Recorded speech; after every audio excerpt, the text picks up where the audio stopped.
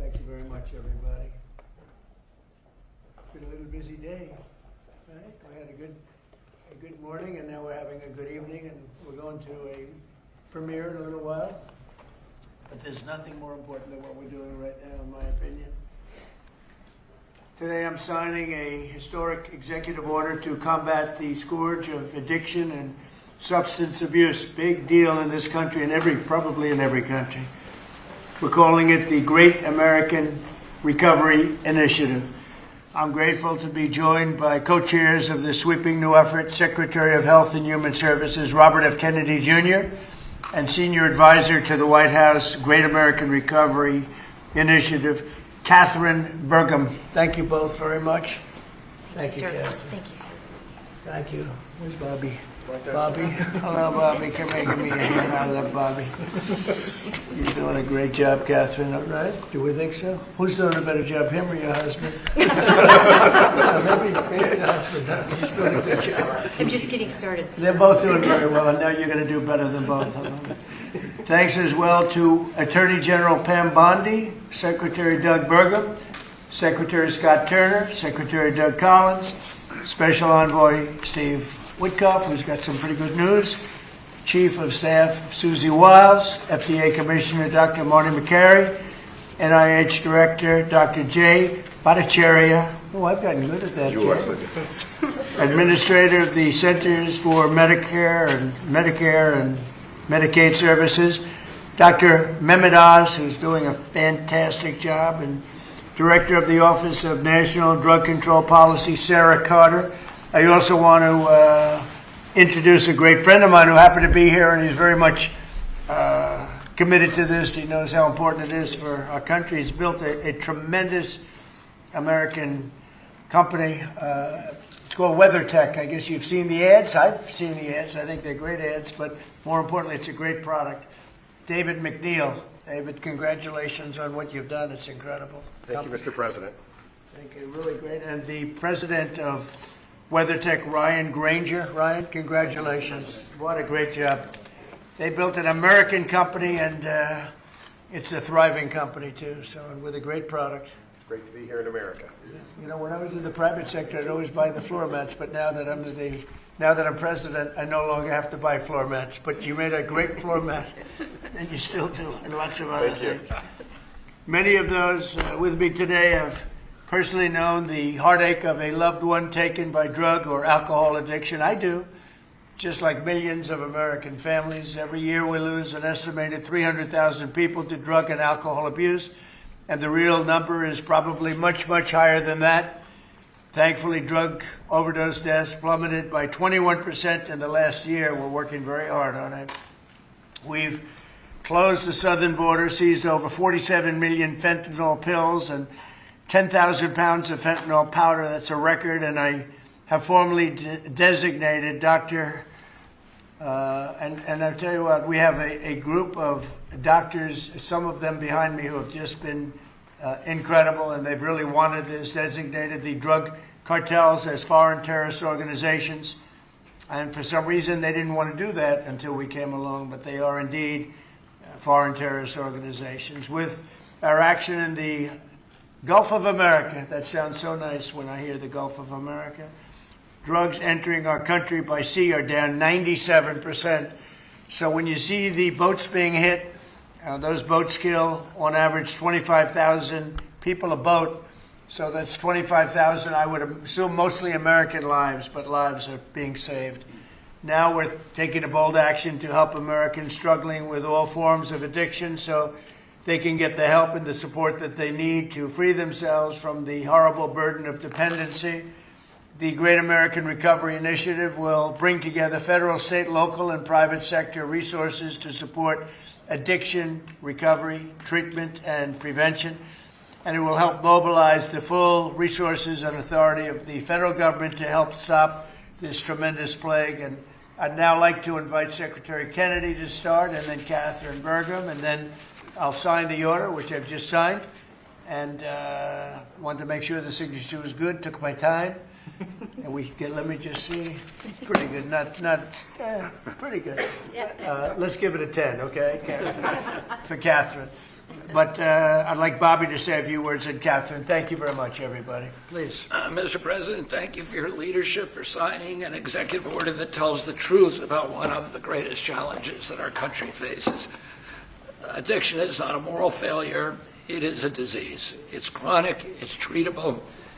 And for too long, our nation has responded with fragmentation, with stigmatization, and silence instead of science, compassion, and coordination.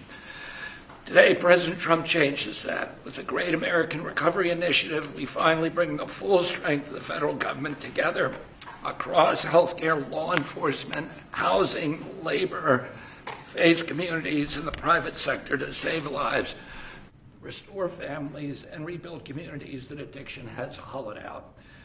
Nearly 50 million Americans suffer from substance use disorder.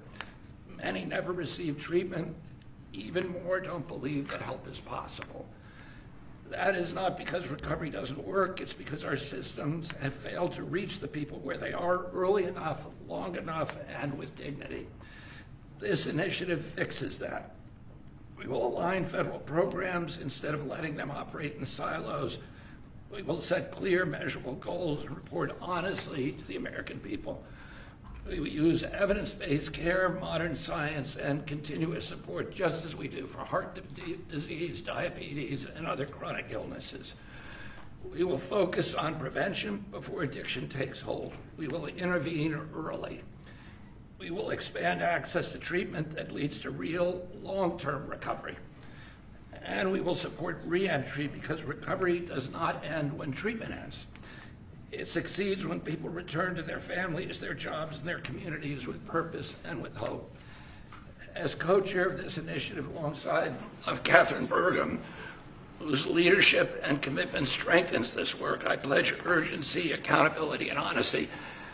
Catherine and I share the experience of having been addicted and long-term recovery. But almost everybody in this room and almost everybody in our country has been touched by addiction. Steve Witkoff, who is here, had an extraordinary son, Andrew, who was a superstar boy, a straight A student, an athlete, and a wonderful leader, and lost that son to addiction. President Trump has talked about his own family's struggle with addiction. All of us are touched. If it touches these people, it can hurt every American. And President Trump has often talked about, with compassion, about the families who lose children to this disease. 100,000 children a year until recently. Now it's about 76,000. Those families are devastated forever. And the cost on it to our country, not only in dollars, but in just the malaise and the despair that it imposes, is incalculable. We are going to listen to states, localities, frontline providers, and tribal nations. We will partner with communities and faith-based organizations. We will work with employers, clinicians, and recovery leaders who know what works on the ground. President Trump has already acted decisively, securing the border against deadly drugs, signing the Halt Fentanyl Act, strengthening treatment programs, expanding access to naloxone, medication-assisted treatments, and investing billions in prevention and recovery. This executive order builds on that record and accelerates it. Recovery is not a side issue, it's an economic issue, a workforce issue, a family issue, a national security issue. When Americans recover, communities grow stronger. When families heal, children thrive. And when we confront addiction with courage instead of complacency, we reclaim the promise of our country. This initiative is about life, it's about responsibility, and it's about building a great American recovery together. With this executive order and with major announcements that I will announce next week, we are taking decisive action to make America healthy again. Thank you. Thank you, Bobby, and great job. And you're doing a fantastic job. He's doing a fantastic job. And I saw his wife yesterday, and she confirmed that he's doing a fantastic job. So she's on your side. You know that, which is great. And Oz, thank you for being here. We appreciate it. Catherine, please, go ahead. Thank you, Mr. President. Thank you so much. Your leadership today, relative to this announcement about the Great American Recovery, is a gift to all Americans who are suffering from the brain disease of addiction. And I also want to thank First Lady Melania Trump for her leadership during your first administration, and now the work she's doing championing youth and children, especially related to foster care, where early trauma and instability are often consequences of the disease of addiction. Addictions touch this administration in real and profound ways. President Trump, you've openly spoke about your brother Fred, whose struggle with addiction shaped your life and your understanding of this disease. And Susie Wiles carries the lived experience of her father, the late, great Pat Summerall, whose recovery journey became a source of hope for millions. Vice President Vance has shared his story of his mother's battle and recovery. And as Secretary Kennedy just said, he brings his own lived experience, proof that recovery is not theoretical, it is possible. These stories matter because they are not isolated. They reflect the reality of the over 190 million Americans, that's half our nation, who are impacted in some way by the disease of addiction. And I am one of them. I started drinking in high school, and I was a blackout drinker from the start. For 20 years I struggled, relapsing constantly starting over, constantly trying to stay sober and failing. I reached a point where I truly did not believe there was one single reason for me to keep living, and I was suicidal at the end of my drinking. One day I was out walking alone. I didn't have faith, I wasn't religious, but something in me said I should ask for help. And out loud to no one, because it was just me, I said, I don't know if anyone is there, but I need help.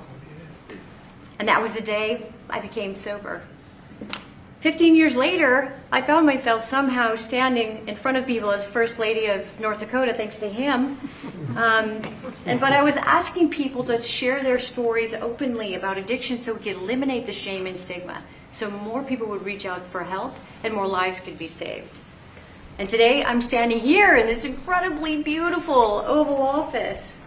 And if not for the grace of God, I would not be alive today with over 23 years in recovery.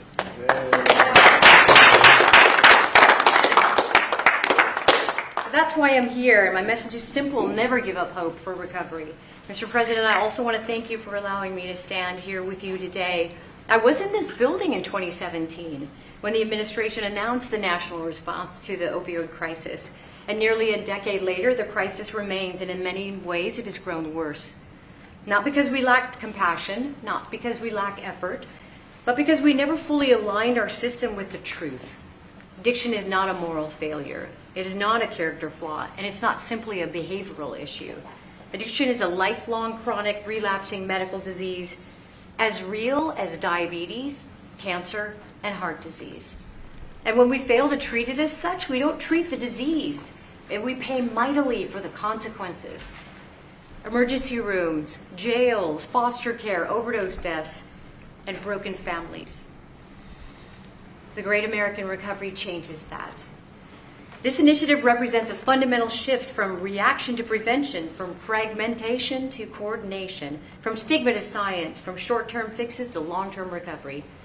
And for the first time, we're aligning federal leadership across health, justice, labor, housing, veterans, social services, the faith office, and education around one single shared truth. When addiction is treated early and correctly, people recover and families heal. Addiction is a generational disease, and if we don't treat it properly, it repeats from parent to child, from community to community. And when we treat it like a lifelong condition, the condition that it is, we stop that cycle. We save lives, we restore families, we rebuild communities, we return people to dignity, purpose, and productivity. Mr. President, thank you for seeing this moment clearly. With your leadership and the Great American Recovery Initiative, we're establishing a new framework and a new national response to the disease of addiction, including treatment and care that parallels other chronic diseases. With this framework and treatment, recovery is not the exception, it is the expectation. Thank you. Thank you, Darlene. talking. You know, I saw them riding horses in a video, and they said, "Who is that?" I was talking about her, not him. And then they explained it. I said, "I'm going to hire him because anybody has somebody like you to be with. It's an amazing tribute, and it's a great couple, amazing couple." And she's very much a part of his big success. He was a fantastic success, as you know, having been one of the most successful business people. And I saw him campaigning, a great governor, two-term governor. He did a fantastic job, North Dakota. And he's done a great job. And I'll tell you what, Catherine's a very big part of it. I see it. It's just really one of the fantastic couples. So I appreciate it. What a beautiful job you've just done. And I'm going to give this to you, and you can figure out what you're going to do with Bobby. You know, but let's have a good picture of the two of them and everyone else. And I'd like to ask Steve Whitcuff also to say a couple of words when we're finished, because he's a very special person who I knew very well, an incredible person. So if you don't mind, Steve, I'll ask you to do that in just a second. All right? Please, Bob.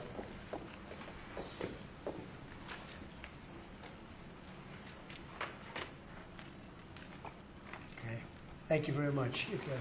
Thank you very much. Thank you. Great job. Thank you so much. Steve, please. The president is doing the same thing to me now that he did to me in 2017. Do you remember, Catherine? Yeah, we were sitting next to each other. Yeah. Yes. So I want to tell the story about this. So I came to the opioid conference, and the president did not know I was coming because I was invited by the First Lady.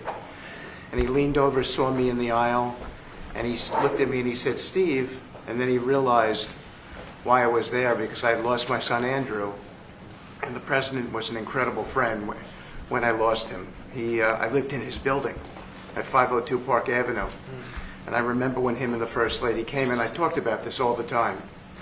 And so he took my hand, and he said to me, "Come on up to the stage and tell the world about your boy Andrew." And of course, that was, something that was really meaningful to me, but, and I got through it. And I talk about it all the time. I talked about it on the campaign trail and so forth. He is a very special man.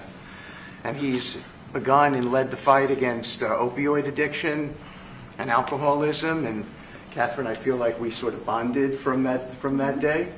And it's just my blessing to work for you, sir. He's a special guy.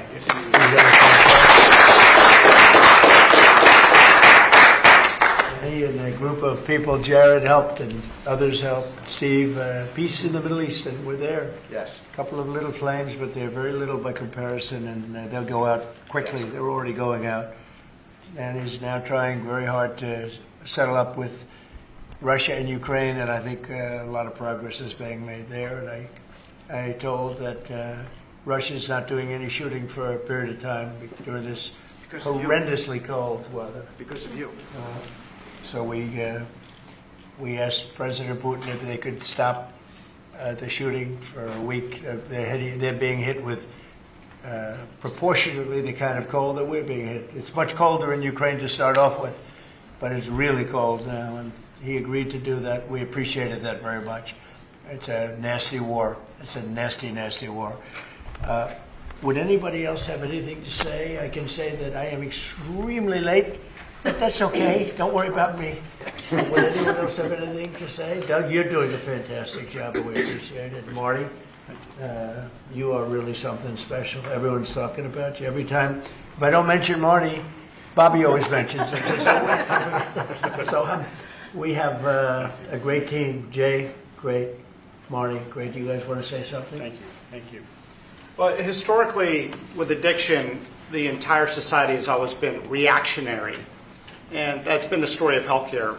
But at the FDA, we are looking into incredible cutting-edge therapeutics, and we are being proactive, giving them vouchers when we see something that's promising to get an approval as quick as weeks in an era of a 10 to 12-year approval time.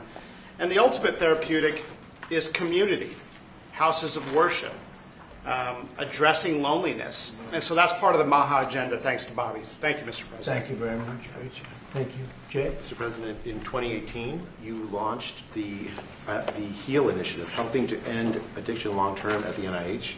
It's paid fruit.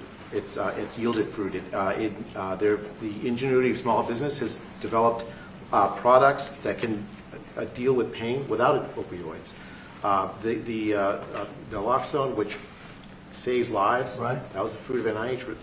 And for the kinds of investments that are your administration that you made starting from from the first Trump term to now will continue to pay dividends. The kind of research that the NIH is doing it will help turn the tide, make people's lives so much better, restore families. All of the addiction that we've seen, 80,000 deaths we saw, the huge spike in addiction deaths, during the first Biden term is going to be a thing of the past, and I'm so proud to be part And of this. fellas, some great things happening, right? Yeah. Marty, there's really great things happening, I hear. And some pretty big announcements over a short period of time, right? Yep. Moving drugs over the counter so you don't need a prescription. Yeah, right. Naloxone, which treats opioid, is one of those drugs. And we're being proactive with synthetic 7-OH, a new opioid that's showing up. And we're working with the DOJ on addressing that because chemists are coming up with new opioids faster than the government has been able to keep up. We're going proactive on these new chemicals. That's great. No, I hear fantastic things. Thank you all very much. We really appreciate it a lot. Thank you, Oz. He's doing a fantastic job. Thank you all very much. I appreciate it. Thank you, please. Thank you. Mr. President, can you respond to the new Fox poll that says people think ICE's tactics are too aggressive? Photographers, reporters, we're done. Thank you, cameras, we're going. Thank you, press. Thank you, guys. Thank you, guys. Thank you. Are we gonna flip for this, or what are we gonna do? Oh, sorry, I really do have to get. Come on over. Let's talk to David for a second. You guys get a good picture.